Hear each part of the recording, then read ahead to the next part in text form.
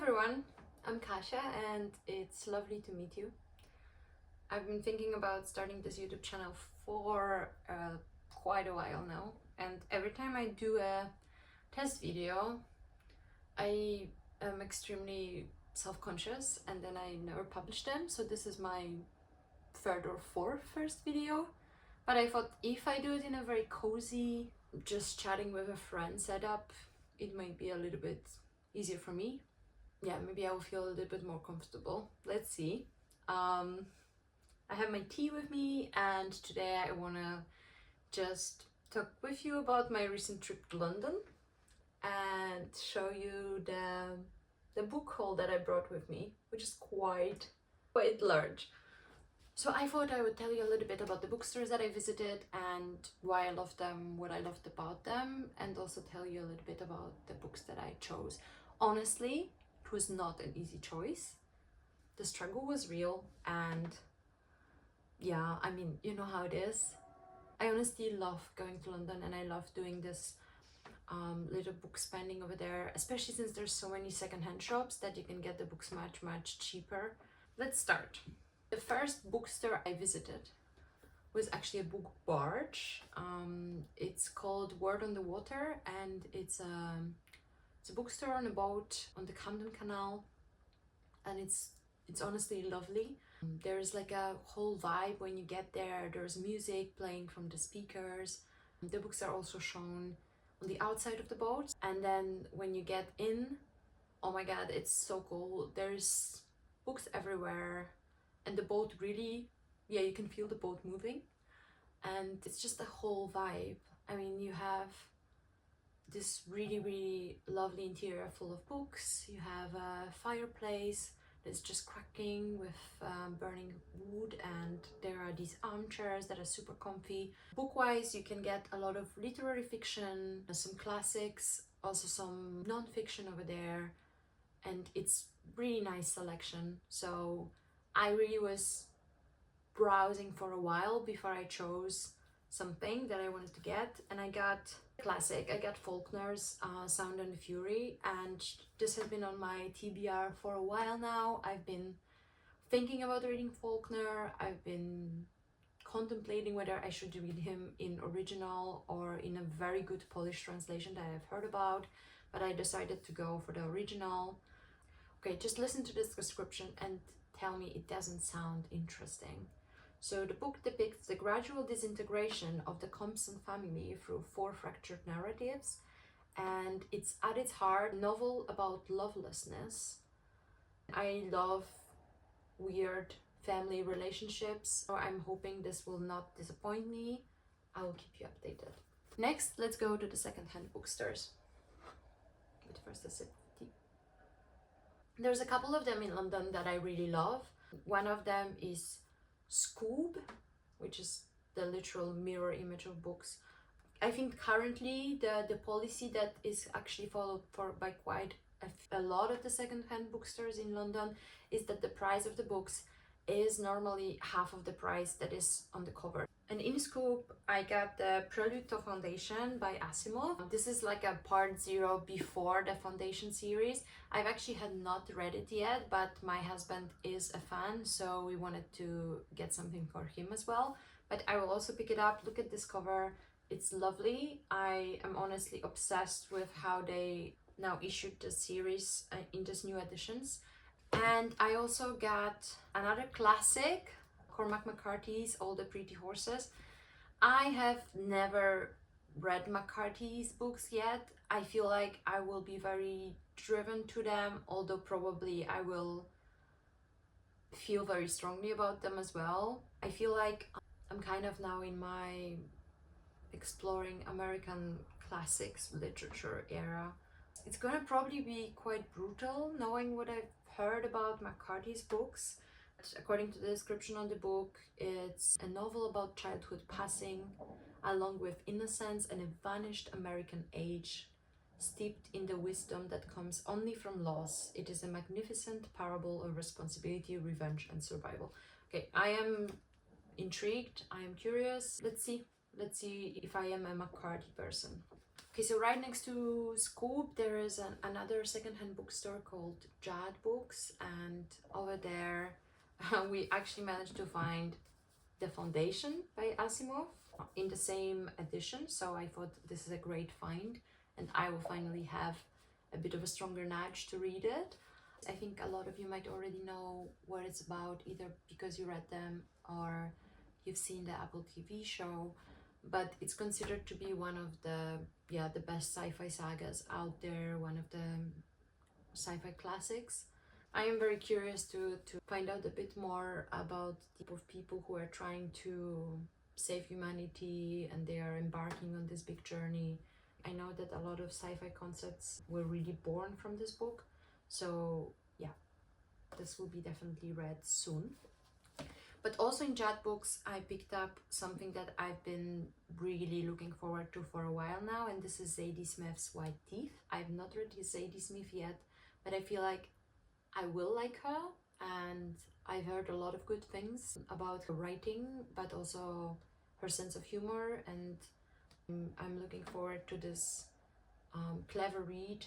What is it about? Okay, so it says here that this is a funny, generous, big-hearted novel dealing, among many other things, with friendship, love, war, three cultures and three families over three generations, one brown mouse, and the tricky way the past has of coming back and biting you on the ankle.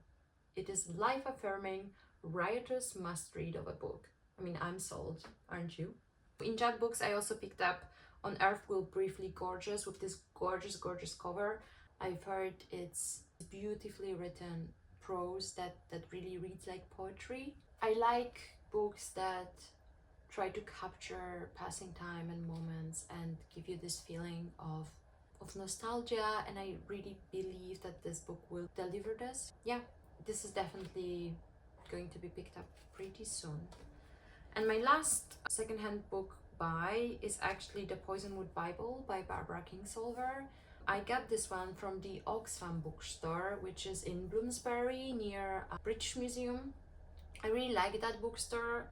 It's usually even cheaper than the other ones, but you have to get lucky to find something that you really want over there, because I mean, I never know what I'm gonna find there.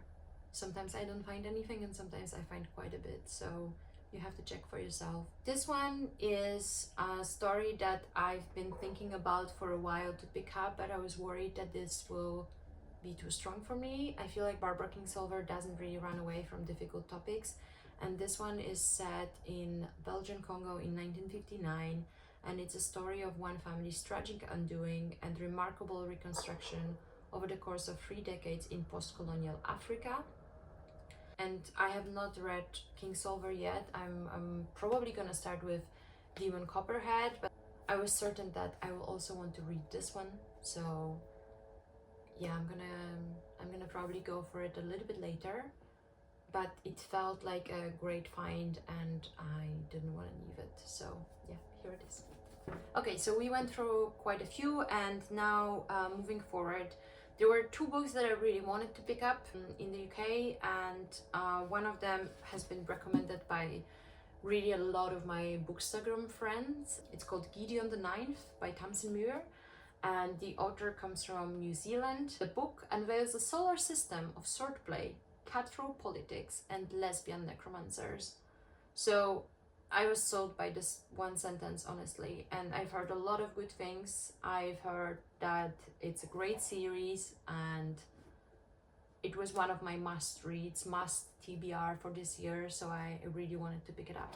The only thing I hate about this is this tiny little bit of I don't know, like undercover piece of paper. Like, why is the cover not going to the end? This is really annoying me.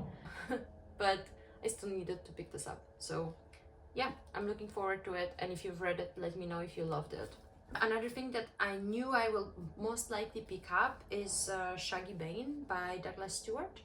I am honestly what you would call probably more of a heartbreak reader, so I really tend to navigate myself towards the books that will probably break my heart, and I expect this one to do this, but I still couldn't really look the other way. It's a story of a young, lovely boy, Shuggie Bain, who's growing up in the 80s in Scotland, in a pretty run-down public housing district in Glasgow.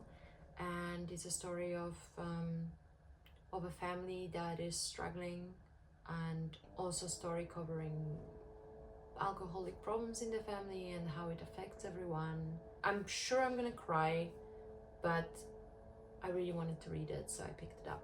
Okay, there's 4 left, so there's hope for us.